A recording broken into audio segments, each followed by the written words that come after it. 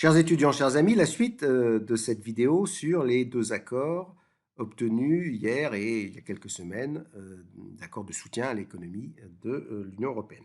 Alors, on a deux processus de décision assez différents qui ont été à l'œuvre.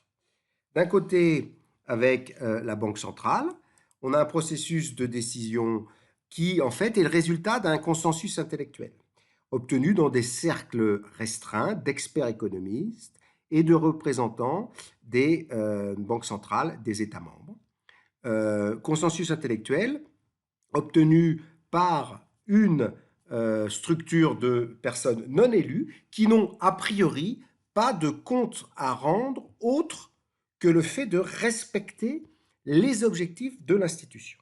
Regardons ici ce qui s'est passé en fait, c'est que quels sont les objectifs de l'institution Banque centrale européenne et comment peut s'expliquer le fait qu'il y ait des discussions et parfois des difficultés à déboucher sur un accord. C'est qu'il y a des tensions sur la compréhension même de l'objectif.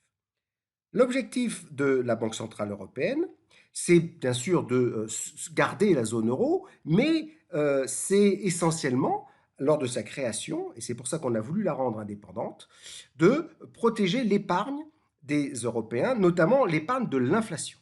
Ça a été un des grands thèmes des années 80-90. Il fallait que les banques centrales soient indépendantes pour éviter que les gouvernements dépensiers créent de l'inflation et minent l'épargne des citoyens.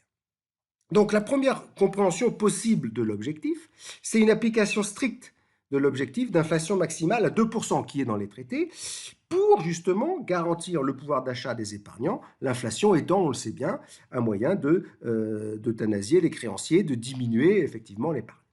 Donc, la compréhension de cet objectif, d'une certaine façon, fait que il n'y a pas de rachat massif des dettes publiques autorisé.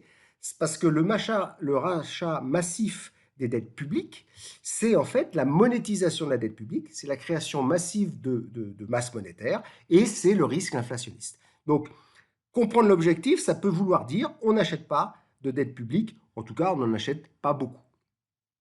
Une autre compréhension de l'objectif, une compréhension on va dire plus large, cette fois-ci qui passe par l'idée que la protection des épargnants passe aussi par la protection de l'euro et donc de son activité économique et de la cohésion entre les États. Et une compréhension de ce type-là fait que les rachats massifs de dette publique, alors, vont être au service de l'objectif même de l'institution. Donc on voit qu'on peut interpréter de manière différente les manières de réaliser l'objectif de l'institution, qu'il va y avoir des tensions et qu'à un moment donné, quand ces tensions vont déboucher sur un consensus intellectuel, la décision pourrait être prise. Sauf si par malheur, elle est attaquée au niveau de la Cour constitutionnelle de Karlsruhe, mais ça, on verra bien la suite. Au niveau, cette fois-ci, de la décision du Conseil des ministres de hier. Là, ce n'est pas une décision basée sur un consensus intellectuel. C'est une décision qui, en fait, est basée sur l'obtention d'une unanimité forcée. Alors, comment ça se passe? Normalement, si vous voulez, le Conseil européen, des ministres ou des chefs d'État, ce sont des négociateurs qui sont à l'écoute de leur opinion, qui parfois sont dans des coalitions gouvernementales, qui donc ne sont pas aussi libres que ça de leurs décisions, qui ont des postures, qui ont des avis différents, tout à fait respectables, et qui doivent s'entendre pour réaliser une majorité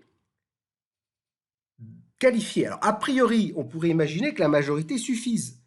Hein, c'est souvent comme ça dans des conseils d'administration, dans des sociétés ou dans plein de structures, on vote à la majorité. Et les opposants, à partir du moment où ils sont minoritaires, la majorité l'emporte. C'est vrai dans le cadre normal, budgétaire, dans le cadre normal des décisions du Conseil européen, où il faut 55% des États, 65% de la population pour les projets de la Commission européenne. Par contre, en matière budgétaire et fiscale, et encore plus lorsqu'on s'engage sur un plan de relance de 500 milliards, la règle, c'est l'unanimité. Et on voit que là, il peut y avoir des minorités de blocage. Vous voyez ici, le poids des opposants minoritaires peut être très fort. Peut-être très fort. Il peut être diminué, c'est ça l'objectif de la négociation, jusqu'à un moment où ces opposants minoritaires vont finir par se sentir un peu isolés. Alors, C'est là où je reviens à mon affaire du Brexit. C'est vrai que pendant très longtemps, dans les opposants minoritaires, il y avait les Britanniques, hein, opposés à l'harmonisation fiscale, opposés à peu près tout. Et à partir du moment où ils sont sortis de ce Conseil européen, qu'est-ce qui s'est passé? C'est que les opposants minoritaires sont devenus de plus en plus minoritaires. Et notamment, à partir du moment où le couple franco-allemand redevenait solide pour pousser quelque chose, les opposants minoritaires, par exemple les Pays-Bas, le Danemark, l'Autriche, etc., finissaient par, c'est ce qui s'est passé hier, jeter l'éponge parce que leur opposition était devenue intenable.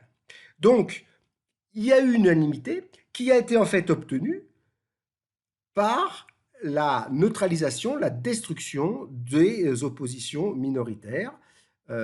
Et on peut dire que pour ce côté-là des choses, la sortie de l'Union européenne de la Grande-Bretagne est sans doute un moyen d'obtenir plus souvent et plus rapidement la destruction des oppositions minoritaires.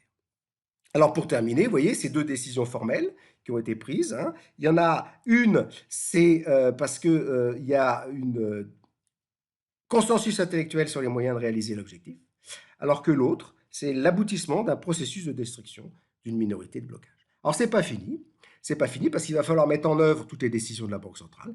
Il peut y avoir des recours, il peut y avoir, si ça se passe mal, au niveau du Conseil des gouverneurs, des votes négatifs. Mais pour l'instant, c'est parti dans la bonne direction du côté de la Banque centrale. Au niveau du Conseil européen, on a négocié sur le principe 500 milliards. Seulement après, il va falloir emprunter ces sous et il va falloir décider de la manière dont on va les dépenser. Et là, on va repartir sur des processus de négociation avec des blocages minoritaires. Effectivement, l'Europe, c'est compliqué, c'est pas un long chemin tranquille, mais une fois de plus, au bord du gouffre, eh ben, on finit par trouver un accord.